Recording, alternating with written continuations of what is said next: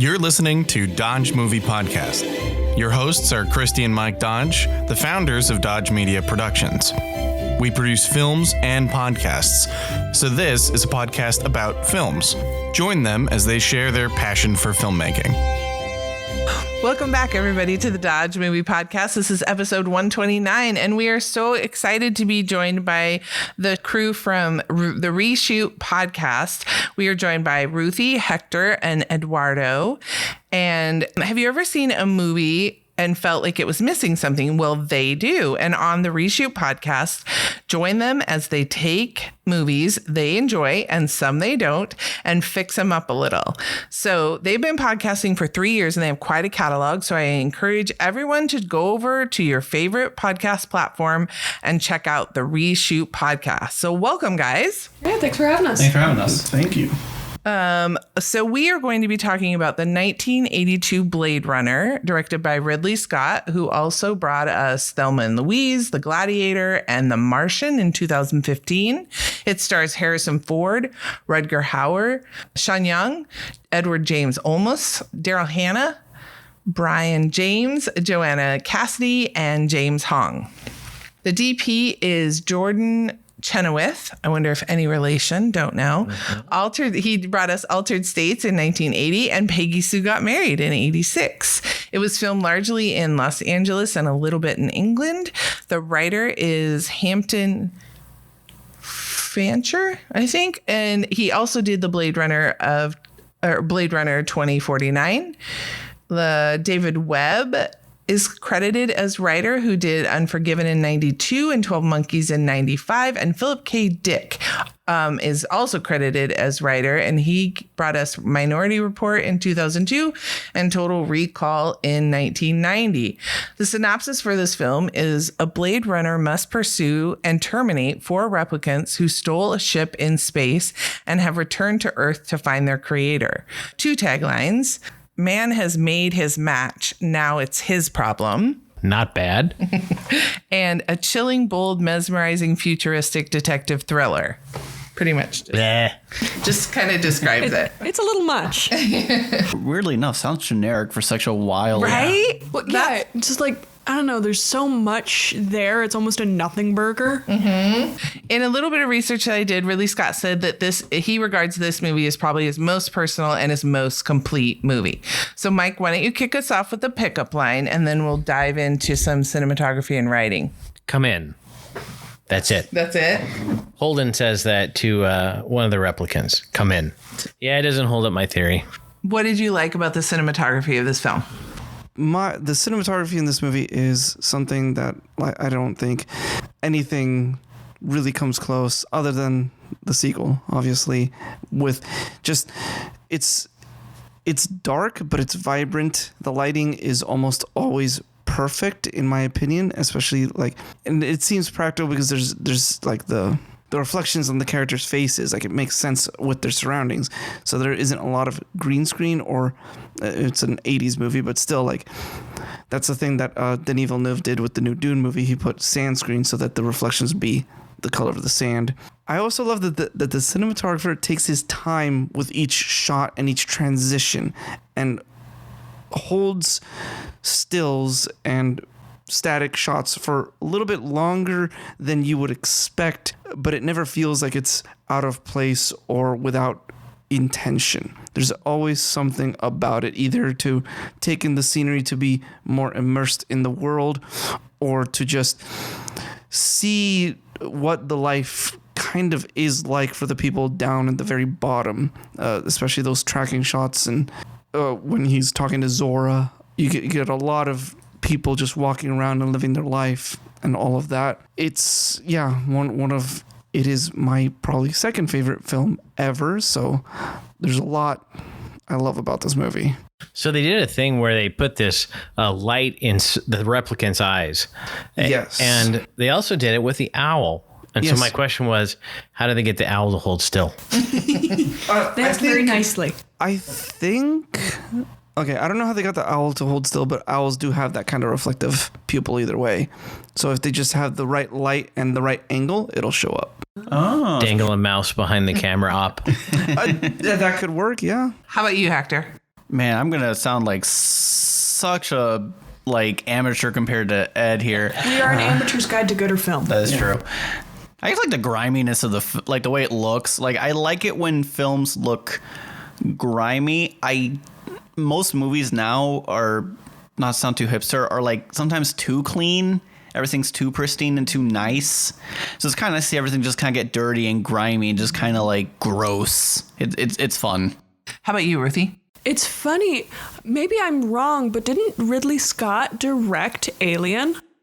Yes. So Alien is my favorite one of his movies, and this one, I don't think it is one of my favorites, but it did just remind me of why I like Alien so much. And it's kind of like what Ed was saying, this kind of sense that you're not looking at all that this world has to offer. This is only a fraction of it.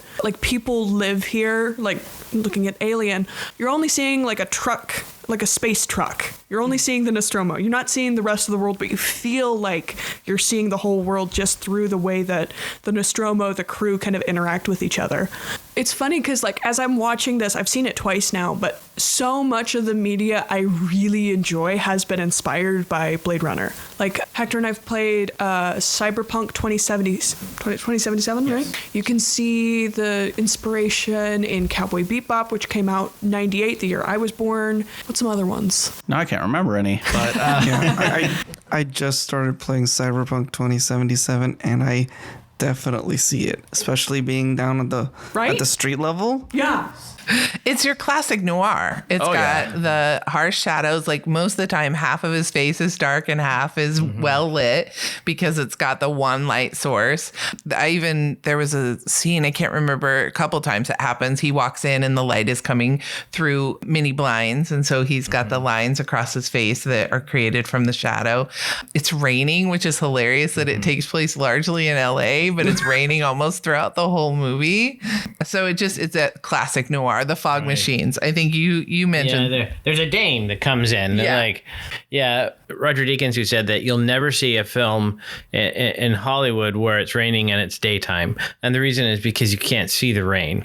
It's kind of wasted. So a film like this, which is dark to begin with, is perfect for that. And it's kind of, like Ruthie said, it established a genre, right? At the time, cyberpunk was huge in science fiction in the early 80s.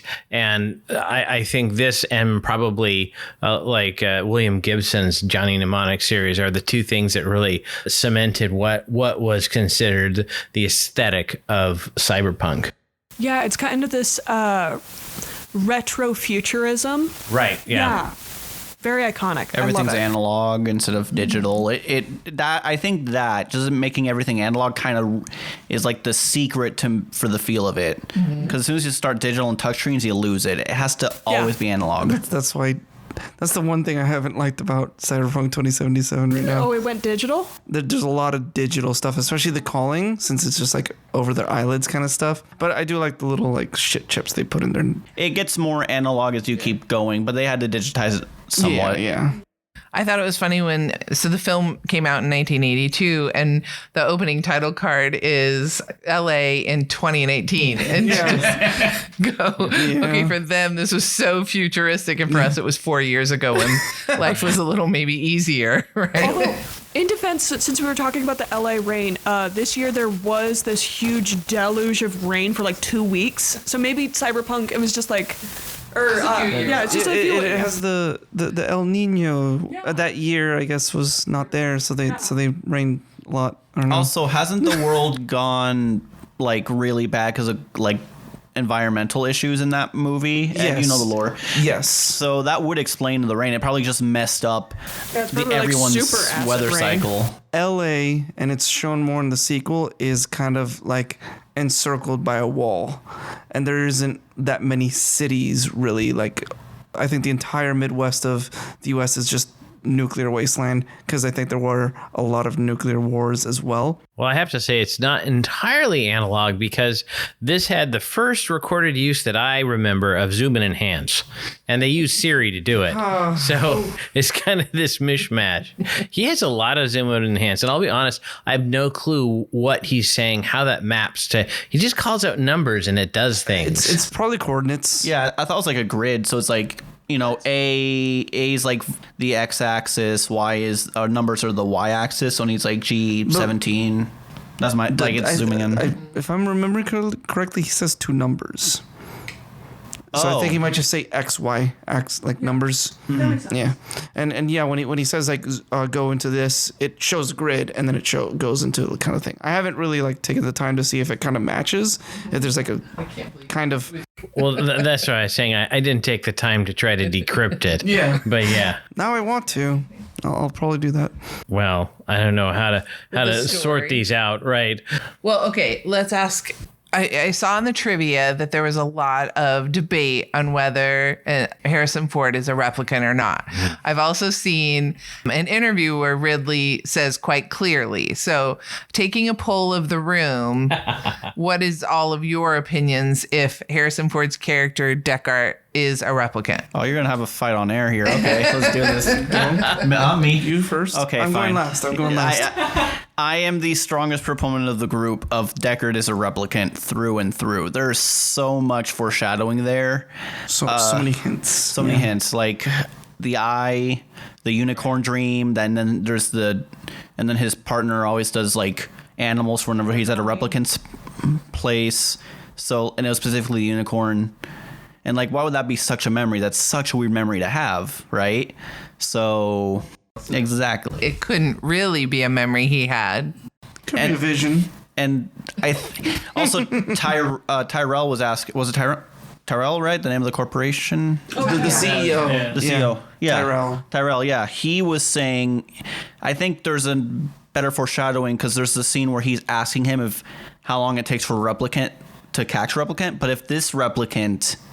If Deckar's a replicant, then he's just saying, "Oh, did you catch that you're a replicant too?" But because he's really coy about it outside of Rachel.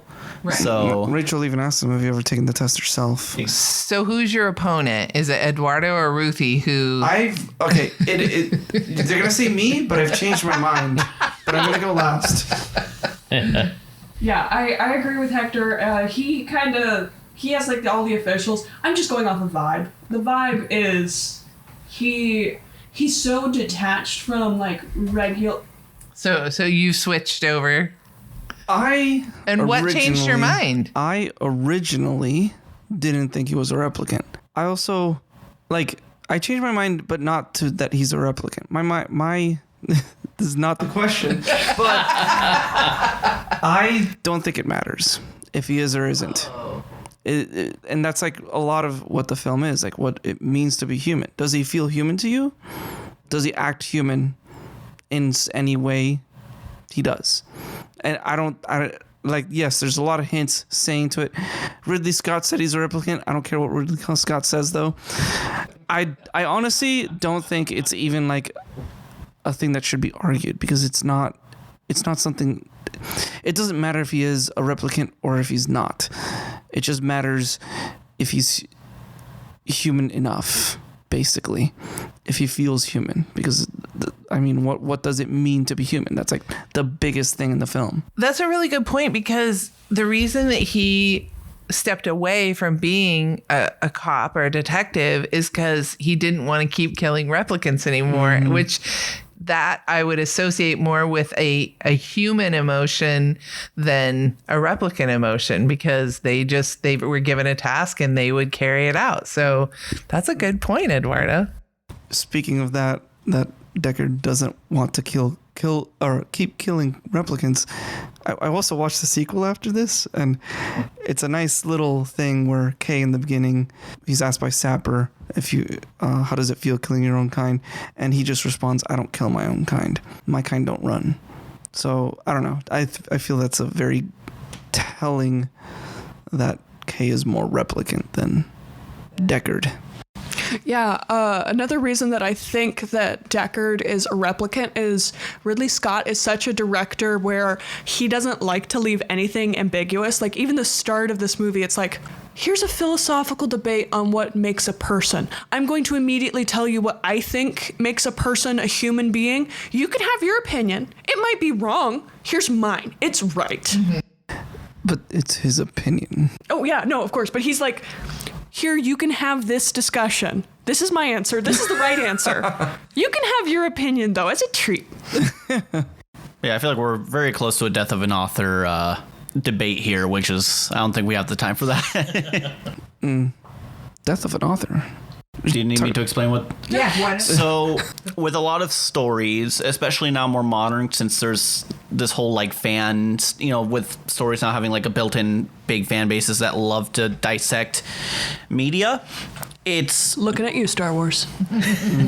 Oh, don't start there. But there is a point where where it's like, at what point does the author's work or his belief in the story become true, and at what point does it make more sense? Sometimes when like an audience member fixes like a plot hole, or like when someone who's a fan kind of like has a better interpretation than even the author, right? Like, at what point is the author's say so, or the author's authority over the story stay, if that makes sense? That's interesting. Well, and I mentioned there were 3 people listed for writer. So I wondered, did one have it for a certain amount of time and they were polishing, or were they collaborative? I think with how tight the story is, that it was collaborative.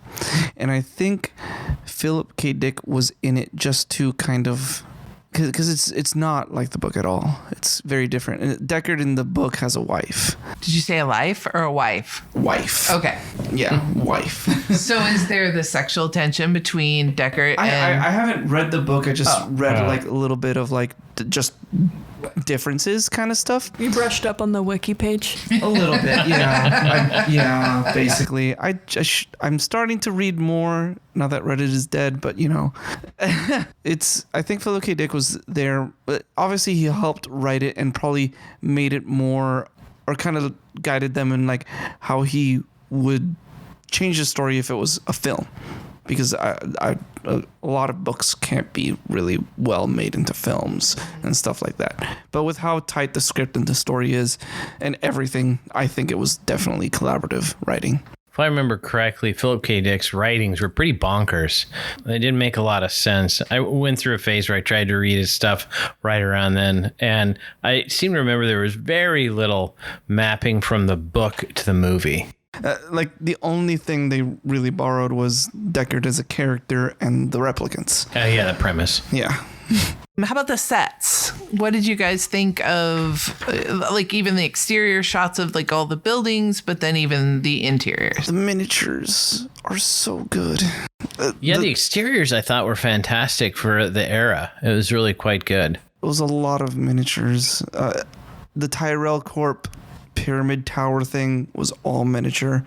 There was others, I can't remember quite which ones, but very, very few CGI shots. Well, I assume they did the hover cars as miniatures as well. Yes. Some of it was like superimposed kind of stuff, so kind of CGI, but not really. And the bit with Roy and Sebastian on the elevator, I think that was that same miniature style too. This is a guess on my end, just because it looks similar. Where you see the elevator from the outside. Yeah, the exterior. Yes, that. Yeah. Right. And speaking of sets, though, that Bradbury Hotel is like a real landmark in LA, I think. So my question was, how did they... I mean, obviously could, but just imagine the effort of set dressing it to look derelict and wet. So I was thinking, how do they dump all the water in there? I think that was in a set. I don't think that was the Bradbury. So, I'll just read this little bit of trivia that I found. Sid Mead was originally hired to design vehicles and props. However, in his sketches, he included backgrounds for contextualized, such as the streets and Deckard's apartment. Ridley Scott was so impressed with his work that he asked him to work on designing the environment of this movie, as well as painting some of the mats. Mead, who was originally supposed to be hired for only a few days, stayed on the production for several weeks at a fee of $1,500 per day. This is probably one of the factors that caused the movie to go over budget. Goals. And I thought it was interesting that in Terrell's bedroom, he had all the candles around, because you would never do that in your own bedroom, Because if you want to then go to sleep, you got tired, you'd have to stand up and spend 10 minutes blowing things out, or you just go to sleep and you die when everything catches fire. Or he could just call in one of his replicant servants to put them out. Oh, maybe he had a replicant elephant and he just... Well, Good thinking. I think there's another movie with a very similar vibe to Tyrell, Prometheus, which was also directed by Ridley Scott. I think the scenes with the father figure who owned the corporation, Wayland, he also had a bedroom that was like that. And I think that's Ridley Scott trying to say, like, this guy's got a god complex. He's got a huge ego. He's got the ego bedroom. Yeah, and Tyrell definitely does have A god complex. Yeah. And then, I forget Leto's character in 2049. He's trying to get to that god complex. Or Ridley Scott has a lot of shares of Yankee Candle. Oh, yeah. There you go. Oh, yeah. See, I thought you were about to imply that Ridley Scott has a god complex, which with his filmography will not surprise me. Yeah, he's like, what do you mean? This is just my bedroom. And I have 50 candles. Oh, yeah, this isn't Tyrell's bedroom. This is actually my bedroom. I just decided to use it as a set. Save a little. Because they were over budget. I loved the costumes. They really seemed more like kind of modern day. There wasn't really anything extravagant except for, what was Sean Young's character's name? Rachel had that, that high Rachel's collar, coats very are Queen insane. of Hearts. Well, she had the crazy, beautiful eyeliner. Like the wings on the eyeliner. Oh, yeah. And the flock of seagulls hairdo. Yeah. Right? That was... Very 80s. Does Deckart's gun count as part of the costume? Because I thought that one was like a really cool design. Yeah. The two triggers. I Yeah. don't even know why it has two triggers, but hey. Why not add a third trigger? You know what? Why not? This is America. I always go to 11. No, has Adam Savage built one of those? Oh, I would bet he did. I would think so. Yeah. I would think yes. But I do want to bring up with the costumes, like it's very like modern kind of stuff. But one of the biggest things that is even in the game Cyberpunk is just like these really big, bulky jackets. Right. Because a lot of the street kids, especially near the hotel where Sebastian lives, they had these really big, bulky jackets that made no sense. It was a little cold, I guess, but like still like Deckard's duster was, I think that's just like a, Westerns and stuff kind of thing. Yeah, detective. Like the long raincoat. Well, yeah, with all the rain, you'd need a raincoat. But yeah, it does look more like a duster than a traditional raincoat. Yes. And we have that good 80s synthesizer to let us know when this film was made, not necessarily when it was projected to be. The score is so good. The score is really good. It really sets up like the feel of what it is like to live in the far future 2019 Los Angeles. Yeah. It just makes it so like moody and bleak even. I don't know how the synthesizer makes it sound bleak, but it does, for me at least. I think it's a lower pitch, but don't quote me on that. It is much lower than you would usually hear a synthesizer. That is true. Yeah. I like that you guys liked it. Because to me, it dated it for me. It put me more in the 1980s in the past than in what is supposed to be the future. For me, it kind of just fits in with that retro futurism like I was talking about earlier. It's where this is the future. They can use a synthesizer. They can make it kind of sad and moody and dark and noir. Yeah, it's kind of, I understand that like usually like movies that are dated can feel bad. Like, because I think that's one of the reasons I don't really watch a lot of like classic older films, is because they feel very dated, and the acting also is very dated kind of stuff. But when it comes to like at least the cyberpunk feel of stuff, I feel like that's so like consistent and so structured all now that with Blade Runner it doesn't feel like it's dated, other than like the quality of the camera or just the certain pacings is the only thing that for me feels like it is an older film. Yeah.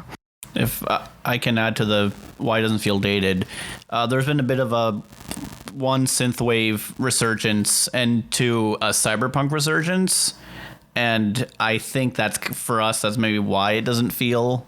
Possibly. I think by this point, because of Blade Runner just setting the tone of synths and dark futures, now it's just kind of like the default for a lot of media.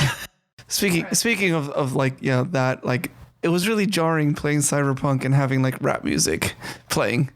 That makes it makes sense with some context, but they also play a lot of synth later. I know, but I'm just saying, like, at the very beginning, it's just like there's some rap music going on. Like, this doesn't fit the vibe I want.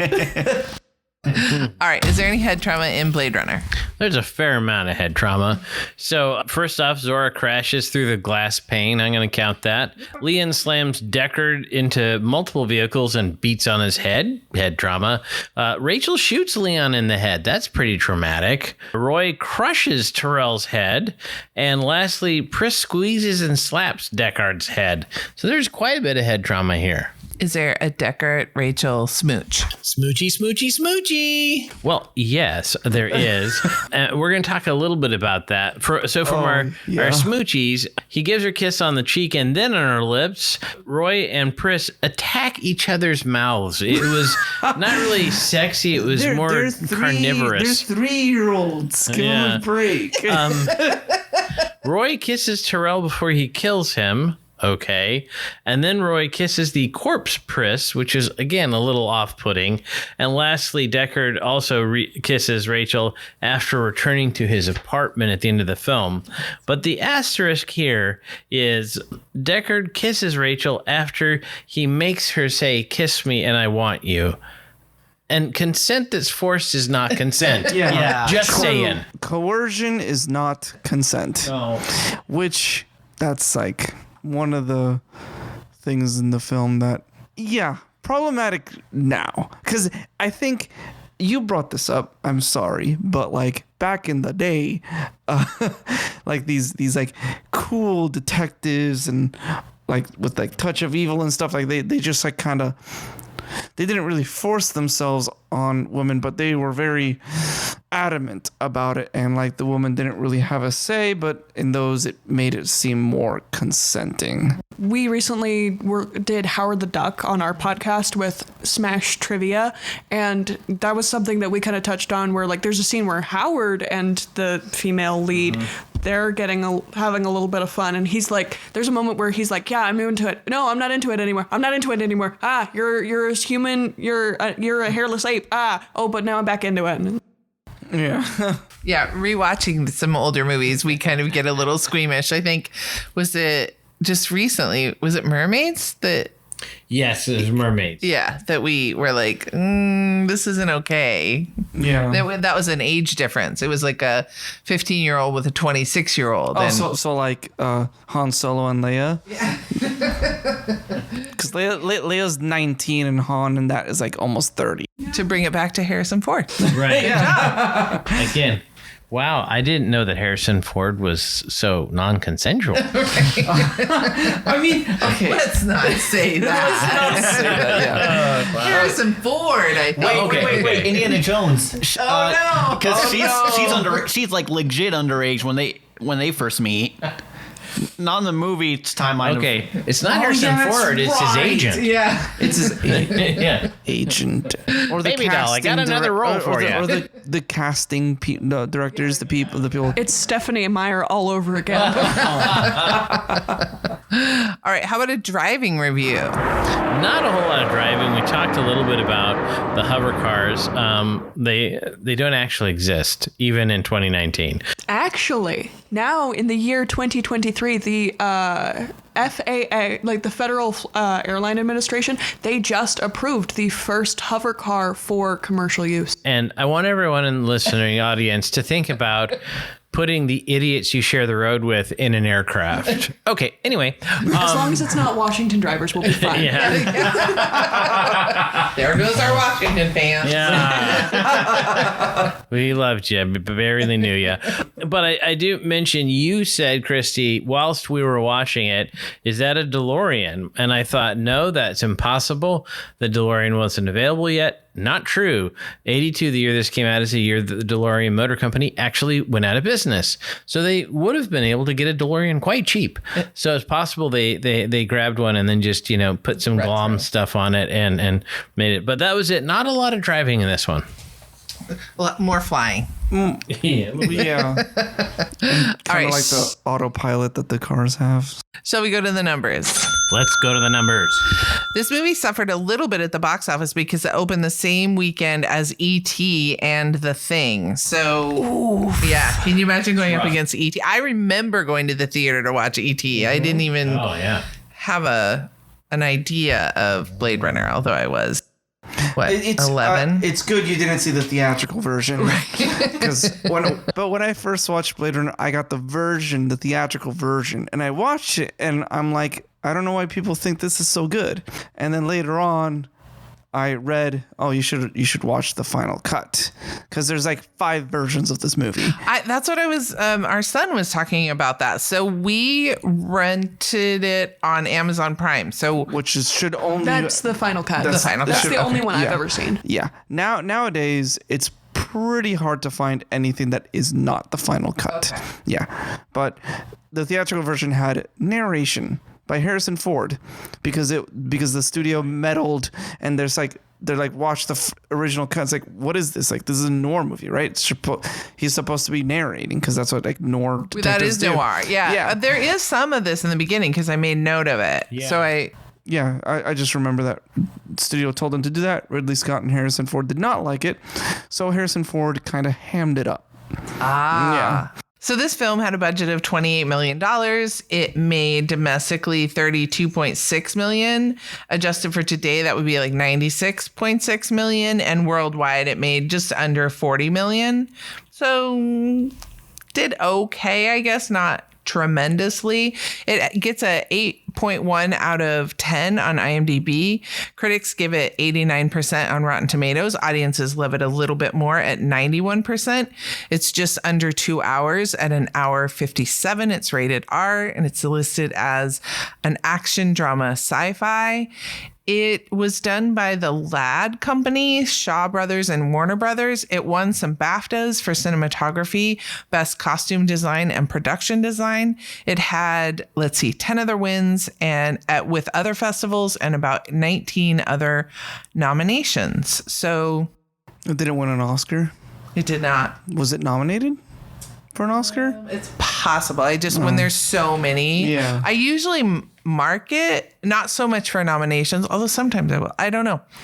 You'll have to look that up, everybody. I mean, and it would make sense because the version that they were watching was the bad one. Was that original one that we were talking about? And wasn't Ed, you were telling me that the original version was super green. Yeah, it was really green too. But that's weird because like the director's cut, which is not the final cut, was also still a little green. I don't know what Ridley Scott. I think that's the one thing Ridley Scott wasn't sure what he wanted, like how the grading, like the color. He was wearing very blue sunglasses the whole time, right? Oh yeah. Yeah. All right. Well, that should do it for our episode. Now, please go over and listen to. We are going to appear on the Reshoot podcast talking about Blade Runner, and so it's going to be hard for Eduardo to do, but we're going to talk about how we would make the film better. So thanks guys for coming on our podcast. We're so happy to have you. And let's see, this kicks off our month of August, and look at our social media for the other films we'll be talking about. Guess what the theme is. I think you guys will get this one. It's not as hard as June, but easier, or a little bit harder than July. But never forget, Dodges never stop, and neither do the movies. Thanks for listening to Dodge Movie Podcast with Christy and Mike Dodge of Dodge Media Productions. To find out more about this podcast and what we do, go to dodgemediaproductions.com. Subscribe, share, leave a comment, and tell us what we should watch next. Dodges never stop, and neither do the movies.